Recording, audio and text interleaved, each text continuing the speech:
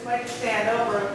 Yeah, I decided a while ago that I'm going to write poetry, but I thought I could write poetry, one poem for each element in the periodic table. That'll force me to actually learn something about science again. It's been a while. So I thought I'm going to check this out, be able to set up these poems, and I thought that I would go on the kick. So I have my, yes, cameras here for all good. I got my drink because this all makes me thirsty. Hi there. I got a tall light skin. Hi. Okay. So I decided to do these things about astronomy, and I'm going to do an aside first for anybody who had not heard. This wasn't planned at the same time, but earlier today it was reported that Neil Armstrong passed away. I heard that and I'm like, oh, wow. So I didn't know if anybody knew, and I just thought I'd share that, and that didn't relate to my happening to read things from the periodic table of poetry all about astronomy. Honestly, it wasn't. So I'm going to do a few pieces, fun or whatever, maybe you'll learn different things, I'm not sure. But the music that you're going to hear in the background is music from the Ha Man of South Africa.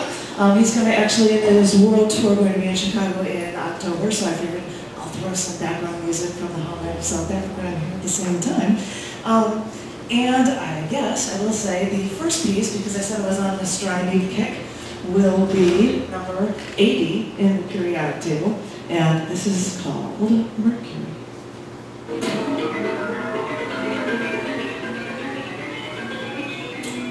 Near my desk, I keep a poster of the planets, and I'm trying to find miniature globes of all the planets for my living room.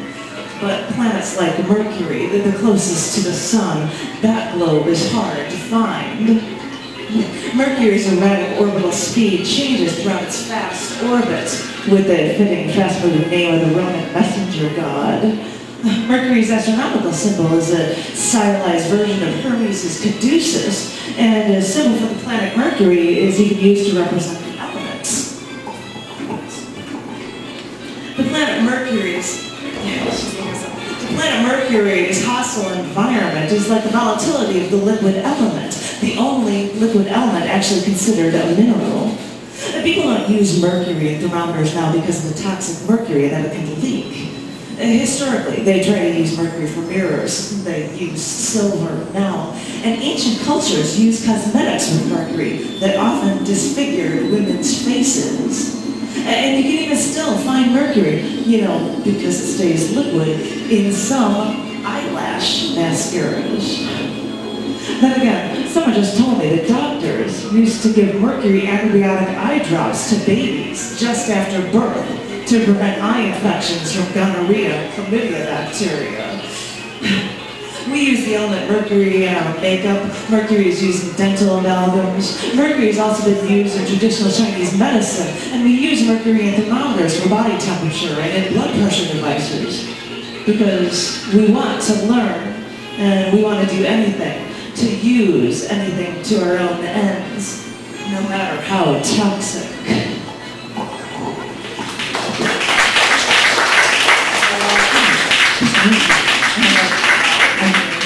Wobbling back and forth with me, and I'm like, oh, sorry about that. Hi. So, as I said, these are edited versions of some of these poems. I hope you like them. I'm going to go from one end of the solar system to another. I'm now going to go down over 92 and skip on over to uranium.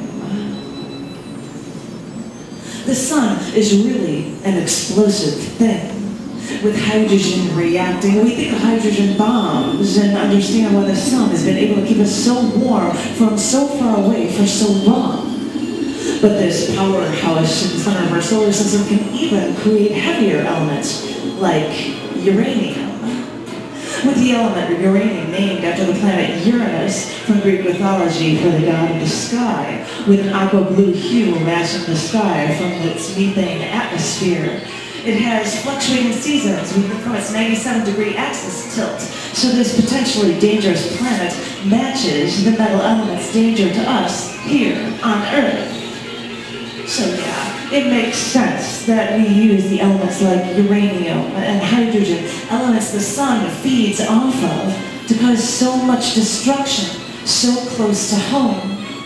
with the US and the USSR and third world countries looking for uranium for bombs, and even with depleted uranium as military ammunition in high-density penetrators, we still look for ways to kill each other with the elements at our disposal.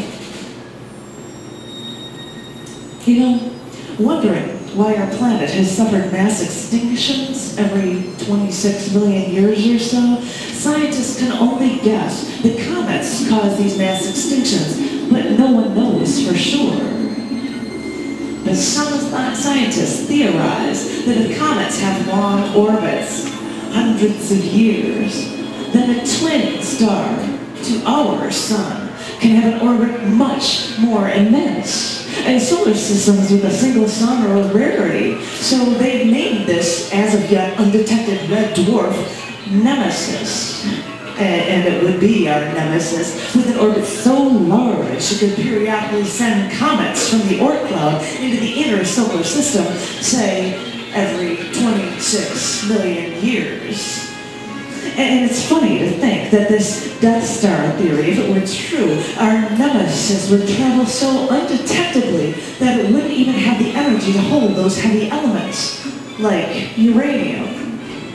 But still, with just the right orbit, it could send smaller comet soldiers our way to do us in.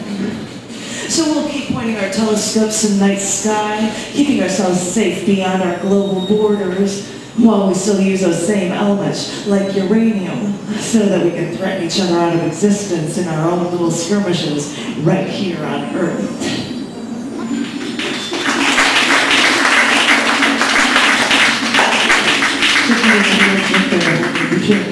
Because I'm going through them, because they're similar to each other right next to uranium is 93 in the periodic table. Yes, that's Neptunium.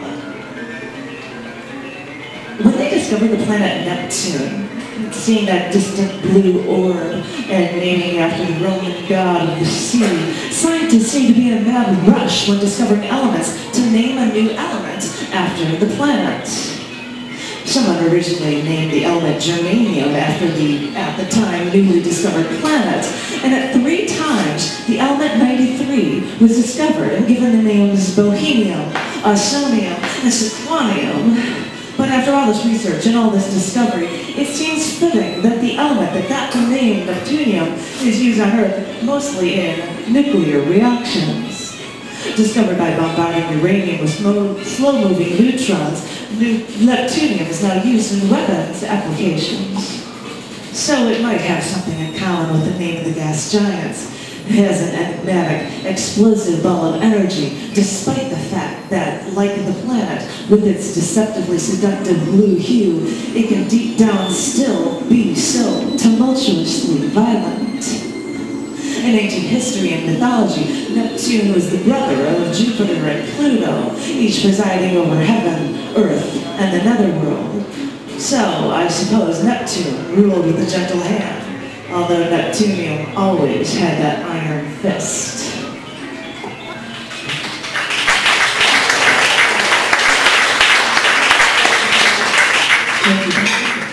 It's nice to have a couple of drinks. You know, I could say that, because this element's namesake is no longer a planet, this is going to be a shorter poem, but this is the next one in the periodic table. This is number 94, and it is plutonium. Now, I know they named the element plutonium after the, at the time, newly discovered planet, but I can't help but wonder if any of those scientists who deal with plutonium now feel slighted that the planet was demoted to a planetoid. But if these scientists care about astronomy, they have to feel consoled that at least their element plutonium is used with the element neptunium when extracted from spent nuclear fuel rods. An added bonus, if the element's namesake was named after an icy ball at the edge of our solar system, at least now the element can hang and work with the element neptunium, which, like that element's namesake, is a bit of a gas giant itself. And the silvery white element plutonium looks not unlike an ice ball. Because, even if the planet Pluto is really just an icy ball from the Kuiper belt, At least in the periodic table, Plutonium can at least hang out once again with its once astronomical brother, Neptunium, and feel important again.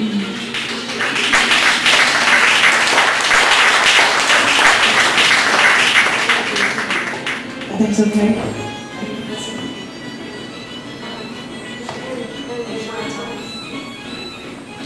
Alright, she's saying we're going to be short on time. We're going to skip ahead to a very short piece at the end. I'm sorry that I can't read everything to you. With this last one, because other things were said, a really short piece called Neon. Walk toward the entrance of a now closed dance club I used to go to every weekend. And you see, I'd get the free weekly newspaper with coupons for free admission for girls before midnight. So I'd go to the foredeck, look for a shelter, and only see broken neon signs. It reminds me that neon is common in the universe, but rare on Earth. And the only way we get neon is by liquefying our air and then actually distilling the neon out.